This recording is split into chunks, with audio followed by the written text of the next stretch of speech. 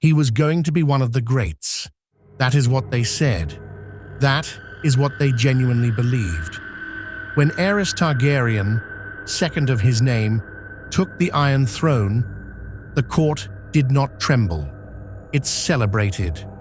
Courtiers competed with one another to flatter him, to be the first to declare that this young king, handsome, charming, full of fire and ambition, would one day be spoken of in the same breath as the conqueror himself. Aerys the Wise, they whispered, Aerys the Great, and for a time, if you squinted hard enough, you could almost see it. So what happened? That is the question that haunts everything. Not who was the Mad King.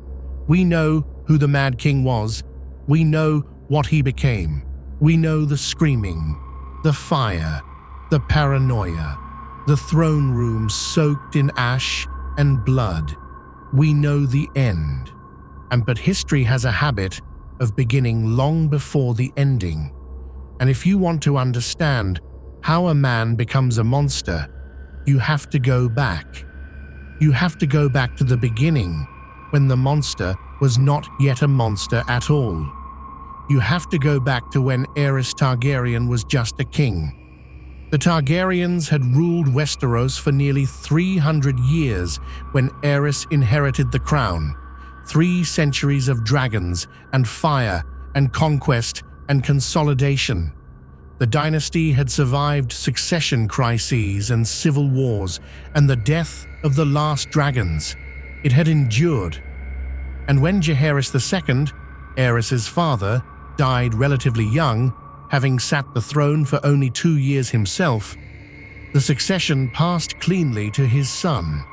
No chaos, no contest, just a young king stepping into an ancient legacy and declaring on the day of his coronation, and that it was his intention to be the greatest ruler the 7 kingdoms had ever seen. He was not a stupid man, Aerys. Let us be clear about that.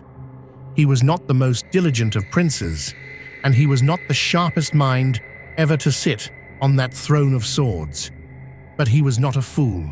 He had charm in abundance, real charm, the kind that draws people in and makes them feel seen. He had fought in the Stepstones during the War of the 9 Penny Kings, and he had not disgraced himself. He was vain, yes. He was proud and changeable, prone to moods that shifted like weather over the narrow sea. These were flaws, real flaws, but they were the flaws of a dozen kings before him, and a dozen kings had managed well enough with worse. The smartest thing Aerys ever did was choose Tywin Lannister as his hand.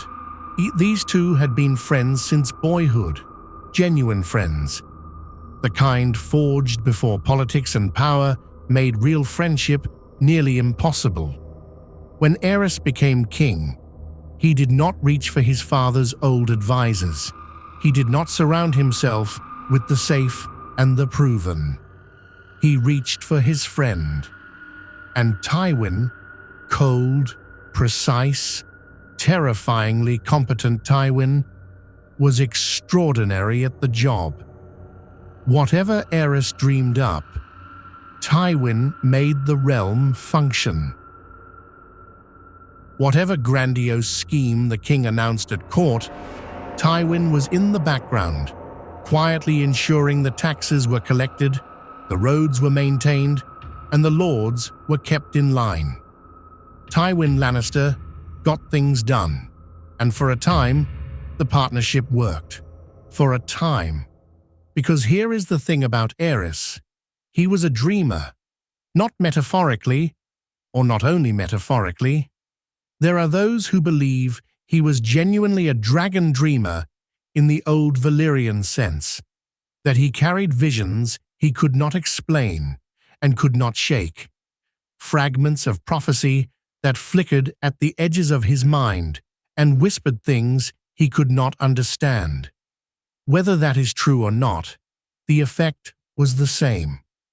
Aerys lived always at least partially somewhere else.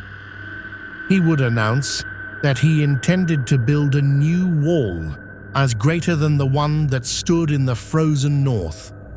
He would declare that he would raise a city of pure white marble on the banks of the Black Water. He had ideas that were enormous and luminous and utterly, hopelessly impractical. And then, inevitably, the excitement would fade. The dream would dissolve. He would grow bored and move to the next dream, and the marble city would remain unbuilt, and the wall would remain as it always had been. Tywin built things, Aerys imagined them, and the realm noticed. That is where the first fracture appeared, not in some dramatic confrontation, not in betrayal or treachery, but in something quieter and more corrosive: praise. Tywin was receiving the praise that Aerys believed belonged to him. The lords of the realm admired the hand. They trusted the hand. They knew that if they needed something done, it was the hand who would do it. And Aerys, proud, vain, changeable Aerys, felt it. Felt the gap between the king he wanted to be and the king he actually was. And instead of closing that gap with discipline and patience and work, he began to resent the man who was filling it in his place. Around this same period, something else was happening, something darker. Aerys had fixed his attention on Joanna Lannister, Tywin's betrothed, and later his wife. The obsession was not subtle, it was not discreet. Queen Rhaella, who understood her husband better than most and feared what she knew of him, quietly arranged for Joanna to be removed from court. Joanna had served as a companion to the queen, a trusted, beloved presence. And Rhaella sent her away. Not because Joanna had done anything wrong, but because Rhaella could read what was coming, and she was trying to protect someone while she still could. It was a small act of quiet courage, and it tells you everything about the world Aerys was becoming. The court began to divide. On one side, you had Tywin and the men around him, pragmatic, practical, focused on the actual business of governance. On the other, you had the flatterers, the whisperers, the men who understood that the fastest path to the king's favor was through his vanity. Tell Aerys what he wanted to hear, and he would reward you. Challenge him, question him, bring him news he did not want to receive. And increasingly, you would find that Aerys did not want to hear it. He did not want reality. Reality was too cold, too small, too far from the magnificent figure he saw when he imagined himself. And then the children started dying. Aerys and Rhaella suffered through loss after loss. Stillbirths, infants who did not survive their first days, pregnancies that ended in grief and silence. Each loss sent Aerys deeper into himself. There were brief reprieves. A son was born and named Jaehaerys, and for a time, a genuine time, the king seemed to settle. The moods quieted. Something like peace returned to the court. And then that child died too, and whatever had been holding Aerys together loosened, and the descent resumed. It did not happen overnight. That is crucial to understand. It never does. It was a slow erosion. Years of compounding losses, compounding resentments, compounding paranoia. Tywin recognized it. He saw the man he had known since boyhood, becoming someone he no longer recognized, and he wanted out. He asked to resign. He asked again.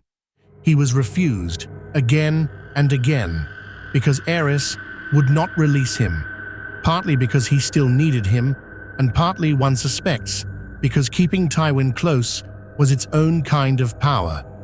You do not let go of something you resent. You hold it tighter. the Whisperers moved in, and they found fertile ground. Aerys became a king surrounded by liars, not because he was deceived, or not only because he was deceived, but because he had made himself a man who only wanted to be lied to. He had built walls around himself, made not of stone, but of flattery, and anyone who tried to speak plainly through those walls found the way blocked. Tywin kept trying. Tywin kept being ignored, and bit by bit, the distance between them became a gulf, and the gulf became something that could not be crossed. And then came Duskendale. The defiance of Duskendale is where the story breaks. Lord Dennis Darklyn withheld taxes, demanded a royal charter, and when Aerys, against Tywin's explicit counsel, went to resolve the matter himself, he was taken, captured, held hostage in his own kingdom for the better part of a year. A king of Westeros, heir to 3 centuries of Targaryen power, imprisoned by a minor lord in a coastal town. What those months did to Aerys, we can only imagine. The humiliation, the helplessness, the endless hours in confinement, with nothing but his own thoughts and his own fear and whatever visions haunted him in the dark. When he finally emerged, when Ser Barristan Selmy rode in and ended it, something had been permanently extinguished in Aerys Targaryen, and something else had been permanently ignited. And he was not the same man who had ridden into Duskendale. He was never the same man again. And here is the truth that the history books tend to skip past, the irony that cuts deepest of all. Tywin, patient, calculating, brilliant Tywin, held the Lannister armies outside the walls the entire time, waiting. And the question that no one has ever answered cleanly, that hangs in the air like smoke over a burning city, is this: how hard was Tywin Lannister actually trying to get his king back? How fast was he truly moving? The man who had tried to resign a dozen times, the man whose wife had been humiliated, the man who had watched his counsel be dismissed and his competence be resented. Was he in a hurry? We cannot say, but we can ask. And in the asking, do we begin to understand that the story of the Mad King is never only the story of one man's unraveling. It is the story of a court that enabled it, a friendship that curdled into something toxic, and a system that rewarded ambition without wisdom until the consequences became impossible to contain. Aerys Targaryen was not born the Mad King. He was charming once. He was liked. He was a young man with enormous dreams and a genuine capacity for joy, standing at the beginning of a reign that could have been something worth remembering. The madness was not inevitable, or if it was, the seeds of it were small enough, early enough, that different choices might have changed everything. A child who lived, a friendship that held, a king who learned somehow to close the gap between the man he was and the man he wanted to be. But none of those things happened, and so the dreams curdled into paranoia, the charm into cruelty, the ambition into obsession. And the man who was going to be called Aerys the Great was instead called something else entirely. The realm burned for it, and its ashes became the world that followed. The question that lingers, the one worth sitting with, is not what made him mad. It is how close he came to being something else, and whether the men around him, the ones who whispered and flattered and waited outside the walls of Duskendale, understood exactly what they were building, because the Mad King did not fall alone. He was helped.